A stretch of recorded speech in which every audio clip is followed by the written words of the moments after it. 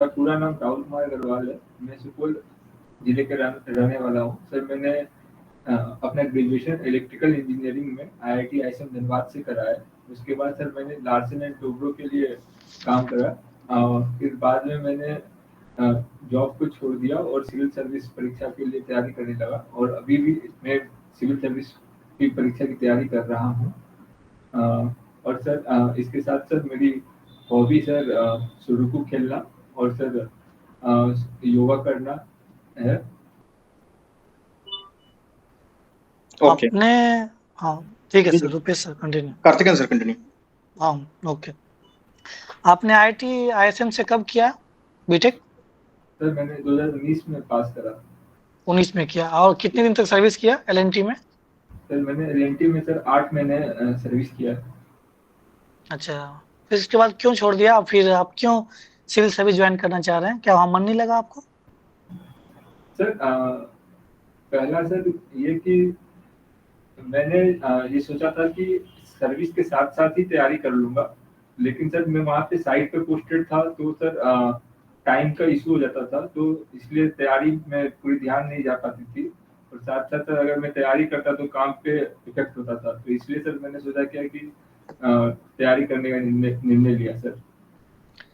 आप civil service क्यों join करना चाहते हैं? आप एक अच्छे संस्थान से पढ़े थे, आपको एक अच्छी नौकरी मिल जाती और एक आप एक अच्छे वेल सेटल्ड कंपनी में काम भी कर रहे थे, उसके बाद भी आप इधर क्यों आना चाहते हैं? क्या इसके मूल कारण क्या है?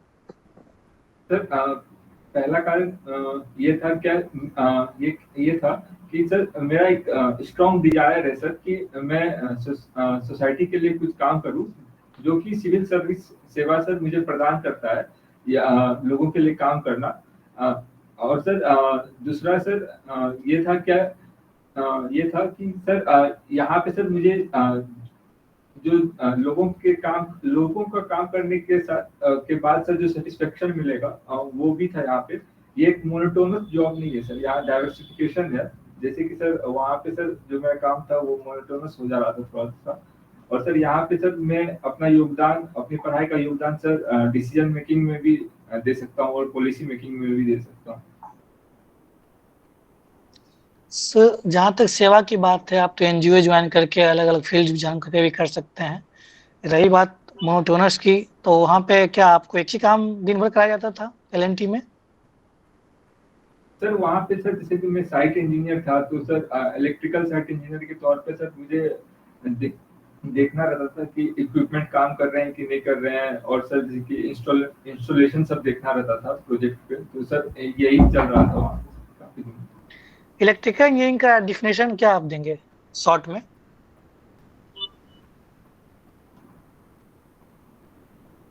सर इलेक्ट्रिकल इंजीनियरिंग सर एक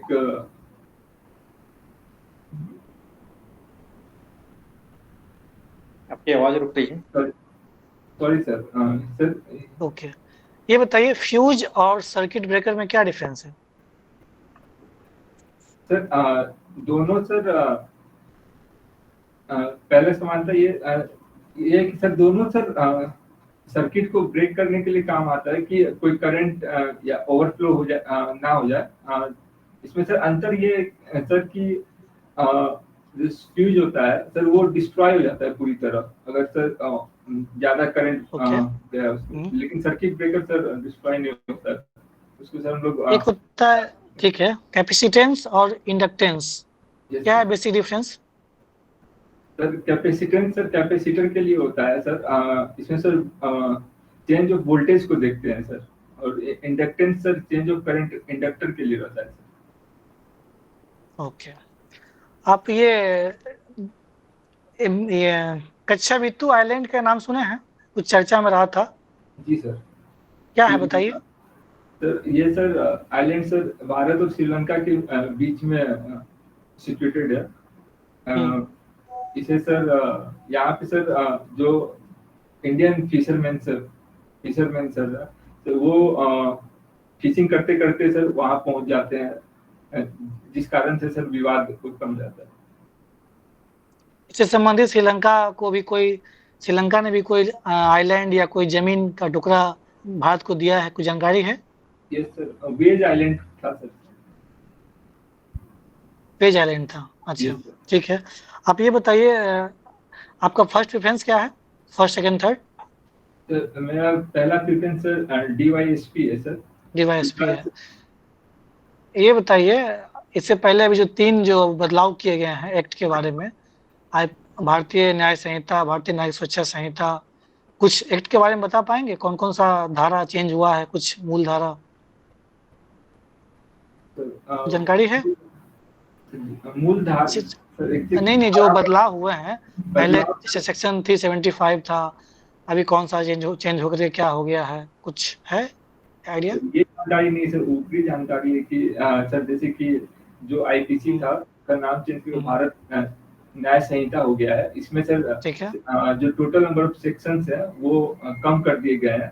साथ साथ सर इसमें कुछ हीनियस क्राइम्स के लिए पनिशमेंट बढ़ा दी गई है, जैसे कि सर रेप हो गया, इसके लिए सर उसके ठीक है, साथ। Okay okay. One nation one election के बारे में जानते हैं आप? जी सर। बताइए कुछ, कौन सी सर कमेटी रिकमेंड की है recently? Sir former former president Shri Ramnath Kovind committee sir recommended this. कुछ प्रोविजन बताइए, 2-3 पॉइंट। सर इसमें प्रावधान ये है कि पहला कि सर जो लोकसभा का जो इलेक्शन होगा सर, उसी के साथ राज्यसभा का भी सॉरी लोकसभा का जो इलेक्शन होगा उसके साथ ही सर विधानसभा का भी इलेक्शन होगा। और इन दोनों इलेक्शन चुनाव के बाद 100 दिनों के बाद सर लोकल बॉडीज का ठीक है, election. Okay okay. Sujeet sir.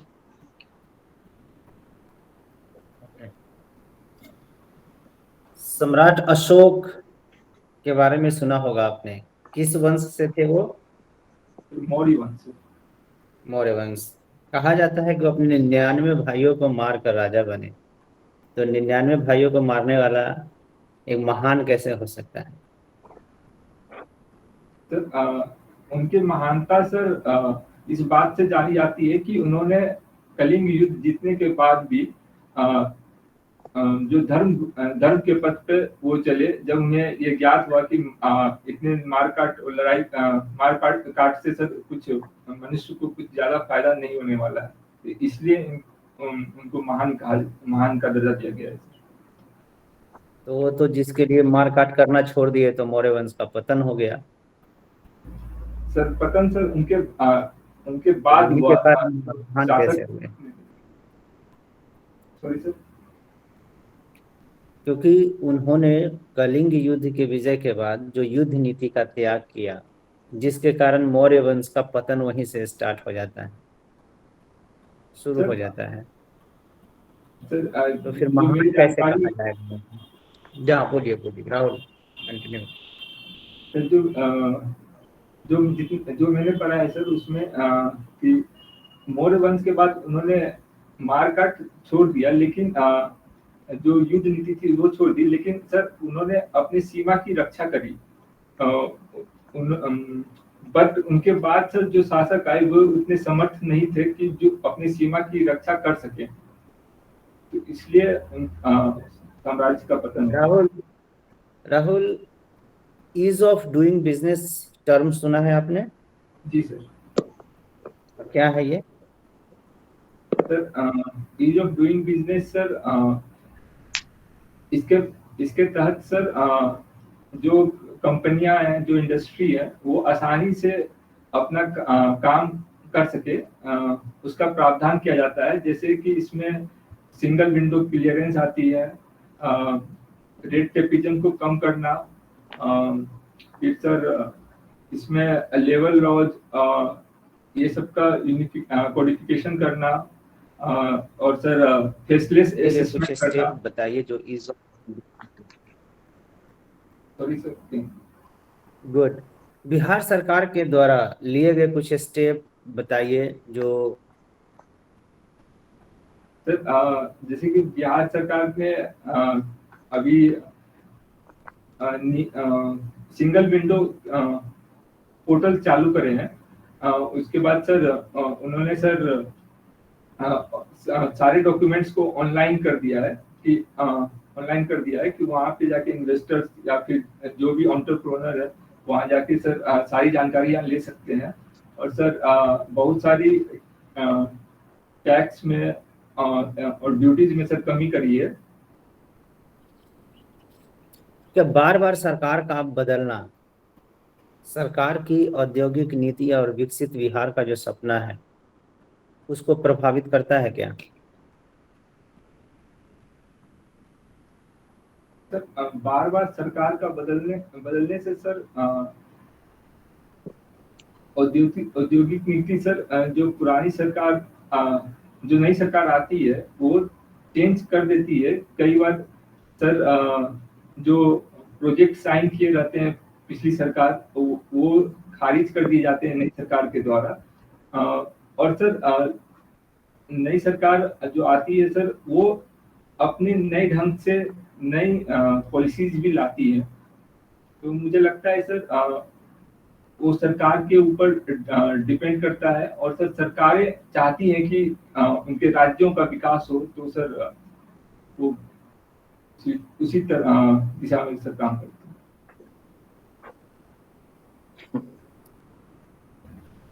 हैं। ठीक है Karthikeyan sir. Okay Rahul, transistor क्या होता है? सर ट्रांजिस्टर सर एक इलेक्ट्रॉनिक्स डिवाइस है सर जो स्विचिंग की तरह सर स्विच की तरह काम कर सकता है सर, जो वोल्टेज कंट्रोल और करंट कंट्रोल कर सकता है। ओके, ट्रेजरी बिल के बारे में जानते हैं? Yes sir, TV sir treasury bill sir 14 दिन 98 दिन इन अवधियों के लिए सर पास किया जाता है सर। अच्छा, एक सवाल, ट्रेजरी बिल क्या स्टेट गवर्नमेंट जारी कर सकती है? सर नहीं सर, अभी सिर्फ सर सेंट्रल गवर्नमेंट ही सेंट्रल गवर्नमेंट का ही सर आरबीआई सर करती है। Okay Rahul, your interview is over. Thank you. Karthikeyan sir. देखिए राहुल, आप आपका पहला इंटरव्यू था, इससे पहले आप इंटरव्यू दिए हैं? दिए हैं सर, दिए हैं। थोड़ा सा देखिए, आपके पास कंटेंट है, जैसे मैंने इलेक्ट्रिकल से भी पूछा था, आपने बताया आप इलेक्ट्रिकल इंजीनियरिंग को डिफाइन नहीं कर पाए, तो ये कहीं ना कहीं प्रेशर की वजह से हुआ होगा। ठीक है, इसको आप पढ़ लेंगे अच्छे से। आप बेहतर कंटेंट है आपके पास, बोल पा रहे हैं, लेकिन थोड़ा सा डर लग रहा है, तो उसको दूर करना है, ये हेजिटेशन नहीं रखना है, बोल रही है, क्योंकि आपके पास नॉलेज है, आपने पढ़ाई किया है, अच्छे संस्थान से पढ़े हैं, तो इसलिए बेहिचक डरना नहीं है, कॉन्फिडेंट रहना है। और आपका गेस्चर ठीक है, थोड़ा सा उसको और बोल्डली आप रह सकते हैं इस तरह से, है ना। बाकी हाँ, ऐसा लगा था कि आप हल्का सा झुके हुए लग रहे हैं, तो बोल रहेंगे। हाँ ओके, तो ठीक है, उसका कोई दिक्कत नहीं है। और करंट अफेयर्स पे थोड़ा सा कमांड करने की जरूरत है, उसको देख लेंगे। बिहार से, बिहार का न्यूज कुछ जो महत्वपूर्ण न्यूज है, अभी कौन कौन सा डेवलपमेंट, कौन कौन सी पॉलिसी आई है, उसको देख लेना है, उसको पढ़ लेना है। बाकी प्रैक्टिस करते रहिए। डीवाईएसपी से मैंने पूछा तो कुछ नया नया जो एक्ट आया है, कुछ एग्जाम्पल ध्यान रखेंगे, जो बदलाव किए गए 144 है, 375 है, उसको अब चेंज करके। और रही बात कि पहले की अपेक्षा धारा तो कम हुए, चैप्टर्स तो कम हुए हैं, लेकिन धारा बढ़ गए हैं, है ना। तो एग्जैक्ट उसको आप देख लेंगे, जो एग्जैक्ट पता हो वही बताएंगे, नहीं पता है तो आप सॉरी सर बोल के निकल सकते हैं। ठीक है, लेकिन हाँ, आप डीवाईएसपी आपका फर्स्ट प्रेफरेंस है, तो आपसे अपेक्षा होती है कि आप उसके बारे में जानें, क्योंकि इससे लगता है कि नहीं रियली में ही इज इंटरेस्टेड, तो उसको थोड़ा सा बाकी पढ़ लेंगे, है ना। बाकी ओवरऑल आपका बढ़िया है, ऑल द बेस्ट। एक था सर, सर हिंदी में सर इंटरव्यू देने में सर थोड़ा सा दिक्कत होता है, पूरा क्लैरिटी। तो आप कीवर्ड्स को इस्तेमाल करिए, या आप अगर कंफर्टेबल है इंग्लिश में, आप इंग्लिश में बोल सकते हैं, तो लेकिन वही स्विचिंग वाला आप बीच में नहीं कर सकते हैं। नहीं अगर वही, हाँ वही तो जैसे कि आपने सर शुरू स्टार्टिंग से किसी की हिंदी से पूछा, तो सर मुझे तो हिंदी में ही बोलना पड़ेगा, मैं तो नहीं, आप बोल सकते हैं कि sir if you allow me can I speak in English, तो आप हम यस करेंगे, आप बोल सकते हैं। ठीक है, इसके लिए कोई दिक्कत नहीं है। आपको जैसा कंफर्टेबल हो, इंग्लिश हो, हिंदी हो, लेकिन आप एक लैंग्वेज में रहेंगे। जब इंटरव्यूअर पूछेंगे हिंदी में, तब आप हिंदी में जवाब दे सकते हैं। ओके बाकी आपका ठीक है, थोड़ा सा बोल रहिएगा। ठीक है, सुजीत सर। अभी कार्तिकेयन सर ने चर्चा किया कंफर्ट आप किस लैंग्वेज में है, लेकिन जो इंटरव्यूअर होता है ना, वो भाषा जो आपको चुनना है, वो उनकी भाषा अगर चुनते हैं जो उस भाषा में प्रश्न पूछ रहे हैं, तो वो ज़्यादा बेहतर होगा। अगर आप अनकंफर्टेबल है हिंदी में, तो पहले पूछिए उनसे, जैसा कि कार्तिकेयन सर ने कहा कि may I speak in English sir, या may I answer your question in English sir, तो यस बोलेंगे तब बोलना है। अगर वो हिंदी में पूछे हैं तो कोशिश कीजिए बिना पूछे हुए इंग्लिश में नहीं जाना है, नहीं तो ऐसा लगेगा कि ये लड़का दिखा रहा है कि मैं इंग्लिश भी जानता हूँ, इस तरह का फीलिंग जाएगा उनको। ठीक है, कोई दिक्कत नहीं है, आपका ड्रेसिंग सेंस बहुत अच्छा है। थोड़ा सा नॉलेज बिहार का इकोनॉमी, बिहार का जो इंडस्ट्रियल पॉलिसी है, थोड़ा उसको जान जाना, जैसे बियाडा है, वो प्लग एंड प्ले मॉडल पर आधारित कुछ ऐसे सेक्शंस बनाए हैं, स्पेशल इकोनॉमिक जोन डेवलप किया गया है, और बिहार के कुछ इंडस्ट्रियल एरिया के नाम। और अभी बिहार समिट, बिहार औद्योगिक मीट वगैरह का आयोजन मुंबई में भी किया गया था, पटना में भी होता रहा है, दिल्ली में भी होता रहा है। तो इन सबको वहाँ पे थोड़ा सा बताना है, ताकि उनको लगे कि we all are aware about the whole things which is going on behalf of Bihar government.